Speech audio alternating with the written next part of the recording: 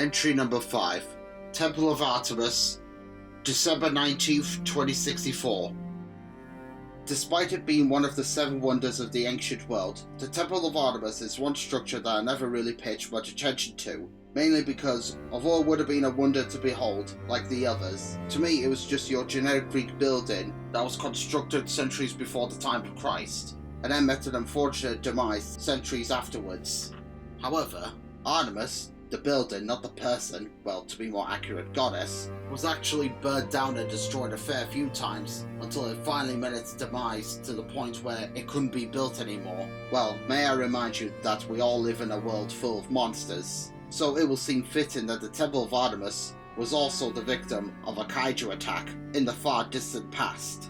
Here's a brief recap. The Pharaoh's lighthouse was destroyed by Manda, the mausoleum at Hyrcanus was destroyed by Baragon, the Colossus of Rhodes was destroyed by Varan, and the Hannon Guards of Babylon were destroyed by not only Rodan but Gigan too. But what about the statue of Zeus at Olympia, you're probably asking? Well, that's a topic for next time, but for now, the temple itself, and which Kaiju was responsible for its eventual destruction. I used to have a lot of respect in the History Channel, until they started to brainwash people with documentaries like Nostradamus' 2012 Lost Book of Doomsday and Ancient Aliens. Well, aliens I would laugh at, except we really have been visited by them more than once, and not to mention we've had Kaiju from outer space.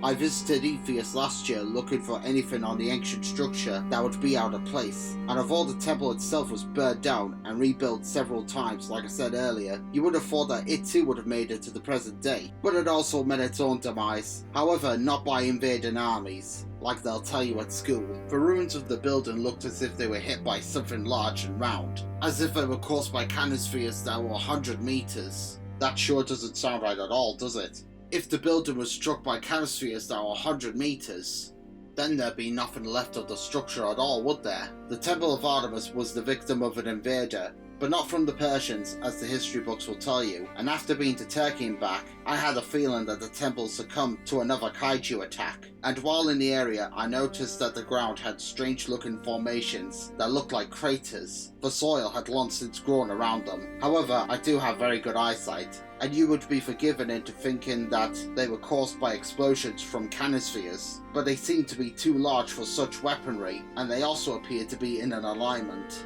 Not only those craters, there was also some strange looking holes where you could fit an elephant's foot into.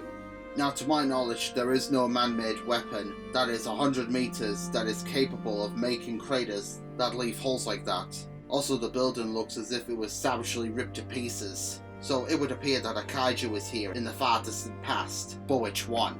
Well, there is a monster who is 100 meters and is capable at curling himself into a sphere shape. He will leave craters behind, and like Baragon, he too can also burrow underground. One member of the species was sighted in 1955, where he was in combat with Godzilla in Osaka, and the scientists described him as a creature known as an Anguirus, which is a combination between an Ankylosaurus and a dragon.